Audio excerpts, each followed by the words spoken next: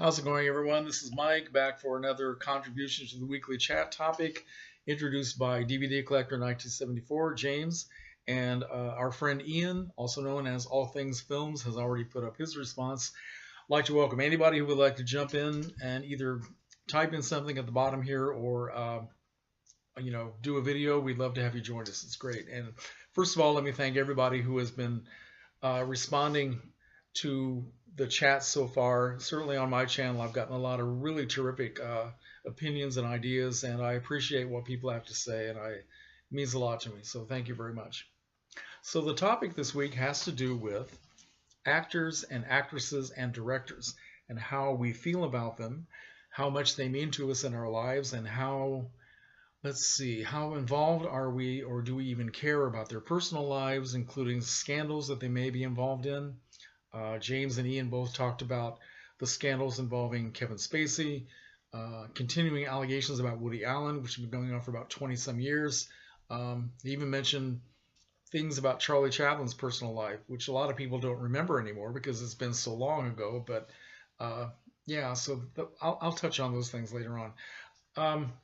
First of all, I have to say that for me, an actor and an actress is primarily an image on a screen, whether it's a big screen or a small screen. To me, they exist as larger than life, even if it's a TV screen, something beyond just people who might be sitting next to you or walking past you, and you can say, "Oh, look at that." I see them as being magical, whether they are alive or whether they've been dead for a long time. To me, they always exist on a completely different level than just human life.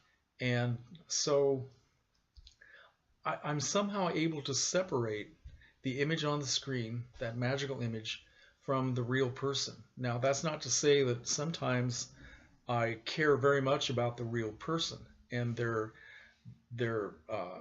career history, their biographies, what they've gone through in life. For example, everybody who knows me on YouTube has heard me talk about my favorite actress, Barbara Steele, who's very much alive. She's 79 years old, still very much beautiful and healthy, and works every once in a while. And I can't explain my fascination with her. It's been with me for so long that it's taken on the level of something even I don't understand, but I just absolutely love her. So I know a lot about her personal life. I've read a lot of interviews that she's done. I've listened to her speak. And I know the trajectory of her life, her education, her career, how she got to where she is now. And I find it really fascinating. Now, I've also had the chance to meet her very briefly, and it was a pleasurable experience. Now, I also know a lot about other actresses and actors. Bette Davis, I've read many autobiographies of Bette Davis. I've listened to her speak in many interviews, so I know a lot about how her career started and where it went later on in her life.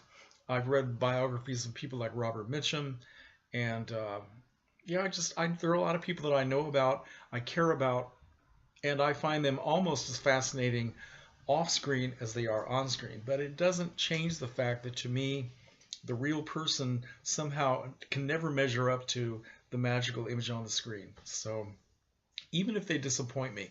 So we're talking about people like the scandals. Now, obviously, these things that have been said about Kevin Spacey, they're pretty terrible, and I would like to think that they would be proven not to be true. I don't know if that's going to happen, but yeah, it does not change the way I feel about Kevin Spacey as a very talented actor. I have not seen that many of his performances, but certainly in films like K-Pax and American Beauty and The Usual Suspects, I mean, he's been a very good actor. So that doesn't, whatever he may have done in his personal life does not take away from the fact that he's a talented actor. And I'm not going to be one of these people who's going to take all of his DVDs and throw them out in the trash. And if people want to do that, I understand why they feel that way, because he's been accused of doing some really bad things. My personal feeling about him is that I hope he saved his money over the years, because I don't think he's going to be rehabilitated anytime soon. I don't know if that's possible for Kevin Spacey. I would be very surprised. If it were something a little bit less offensive, maybe so. Now, Okay, so also Woody Allen. Now, Woody Allen has been accused of molesting his adopted daughter, a girl that he adopted when he was involved with Mia Farrow. They were involved for 10 years, never got married, but they did adopt two children together, and they had a biological child together as well during that time. So he has been accused of molesting this little girl when she was about, I guess, 6 or 7. I'm not sure. And she, to this day, she claims that it actually happened. Woody Allen has denied it. It's been what, 25 years, I think. Now, I feel a little bit differently about this situation because Woody Allen was never charged with child molestation. It was found after a long investigation that there were no reasons to charge him with this. The people who, well, the details I guess they're not really important to keep going into. It's very easy to find them anywhere online. I believe Woody Allen's story. I do not believe Mia Farrow. I think that Mia Farrow was very angry and bitter. And in an interview that Woody Allen did, he talked about something that Mia Farrow said to him before she went and accused him of molesting the little girl. She said, "I have something very ugly planned for you." I think that she coached this kid into believing that something bad had happened. Now, again, I wasn't there. I don't know. It's very disturbing, and who knows? But it does not change the fact that Woody Allen, in my opinion, has been a great filmmaker, and I like a lot of the things that he's done. It also doesn't change my feeling about Mia Farrow as an actress. She has done some great performances in her life. Most of them in Woody Allen's films, but not all of them. She did a film after she got away from Woody Allen. She did a film called Widow's Peak, which is one of the best performances I've ever seen by an actress. And she's a very complicated person in her own life, and she has been for a long time. So ever since she was very young, and so I separate my ambivalent feelings about her as a person from her brilliance as an actress. I feel the same way about Woody Allen. Feel the same way about Kevin Spacey. James and Ian also brought up Charlie Chaplin, who had a long history in his life of getting involved with very young women and having illegitimate children.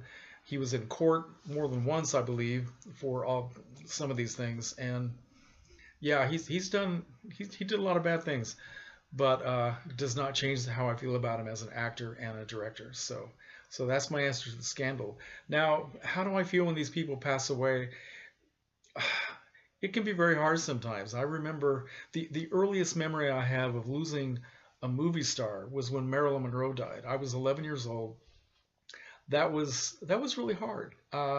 She was just a beautiful movie star who existed in my life, and all of a sudden she was gone. And then that was in 1962, and then in '69 Boris Karloff died, and by that time I was a big fan of horror films and Boris Karloff, and that was pretty hard to lose him. So when one of these people does pass away, it can be very, very sad. It was very sad to lose Bette Davis, Greta Garbo, Robert Mitchum, John Cassavetes. A few years ago when we lost Christopher Lee, I mean, that was very hard.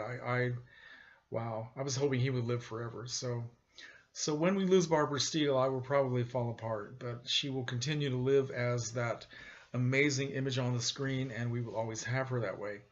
What else was I going to say? Oh, also about the Star Trek people. Since I've been a Star Trek freak for a long time, and I've been able to meet some of these people very briefly when I get autographs done or I have photo ops. It's just sort of a 10-second contact with these people, and some of them are more friendly and more effusive than others, and more sort of appreciative of fans than others seem to be. And it doesn't change my feeling about them for what they bring to Star Trek. For example, William Shatner, I mean, he's a fascinating guy, and a very complicated person who has not always been all that crazy about his place in the world of Star Trek, but he gives a lot to the fans. He does these great presentations at the conventions where he just puts on a show, and he's wonderful to watch, and I think everybody enjoys him. But the one time I had an autograph by William Shatner, he didn't even look at anybody's face. he was just doing it like it was an assembly line. It was the very same thing with Leonard Nimoy. The first time I had an autograph, well, I've only had one autograph from Leonard Nimoy, and he didn't even look up to people. And maybe he was just tired. He'd been doing that for years, and maybe his hands hurt. I don't know. But it did not take anything away from me or from them, how much I love them for what they give to Star Trek. Captain Kirk is infinitely more important to me than William Shatner, even though I like and admire William Shatner as an actor and as a human being. Mr. Spock is infinitely more important to me than Leonard Nimoy, even though I love Leonard Nimoy and I miss him terribly. I miss the fact that we no longer have him in life. So that's how I'm able to separate how I feel about some of these people. Let's see, what have I left out? Now recently I've been watching a lot of films by this beautiful actress named Jean Harlow. Okay, now Jean Harlow died in 1937 at the age of 26. So she's been dead my entire life. I have no feeling about her, of seeing her on television or anything like that. And yet, only recently I've begun to watch a whole bunch of her films. This compilation has 7 of her films. I have another compilation that has 4 of them. And she's wonderful. And she is every bit as alive to me as Meryl Streep is, or as is Julia Roberts. She is every bit as alive to me now than the people who are still walking around. Now, Meryl Streep is another one. I love her as an actress, but her personal life, I don't know very much about it. She's had a very long, stable marriage, which good for her, but I don't think she's that interesting as a human being. I've listened to her speak many times. I don't agree with some of her political stances, so I just kind of ignore her when she gets up there and starts spouting off, but doesn't take away from her as an actress. Now, would I defend these people for everything that they've done, that they put on the screen? Certainly not.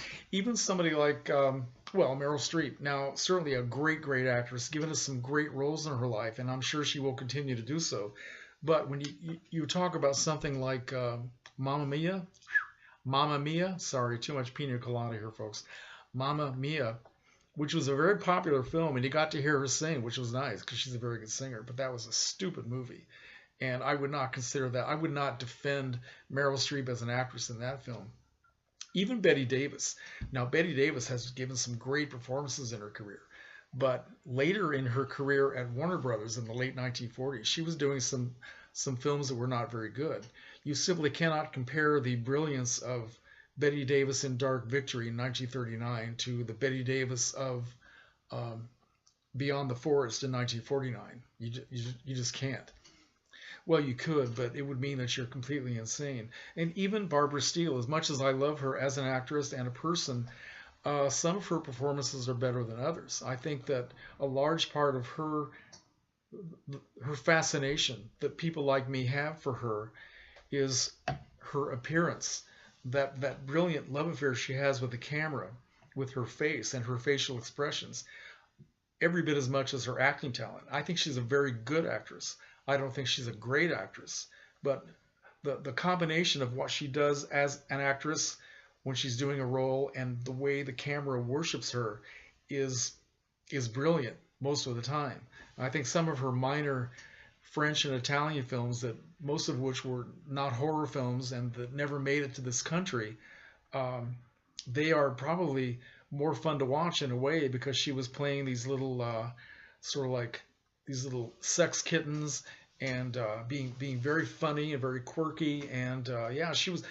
I think she had a very strong feeling for some of those parts rather than being the vampire and the witch, and she threw herself into things like that in a way that she couldn't when she was doing horror films. So she was really good in some of those things. But yeah, and this is the same with Robert Mitchum. Now, Robert Mitchum, I really have not seen all that many films with Robert Mitchum, but the ones that I have, I've liked. I think that he was absolutely at his peak in 2 films that I've seen. One is Cape Fear, and the other is The Night of the Hunter. It's as though he loved those roles so much that he threw himself into them 155%, whereas in some of the westerns that he did or the war films, he was just kind of laconic and kind of walking through them, just being Robert Mitchum, which is a good thing to be, because you're watching these great actors and actresses just being their own personality. It's the same with Jean Harlow. Now, Jean Harlow was never a great actress, but she has so much warmth and so much heart and so much personality that it just comes through, and it makes people respond, makes people love her. So that's I guess that's how I feel about all this stuff. And this is going on for over 15 minutes, so I'm not going to go on any farther. But let me know what you think. And if I left out anything that James and Ian talked about, I apologize. And if anybody else wants to jump in, please make a video and join us. Let's get this film community going a little more like it was a few years ago. Okay. All right, folks. Thanks.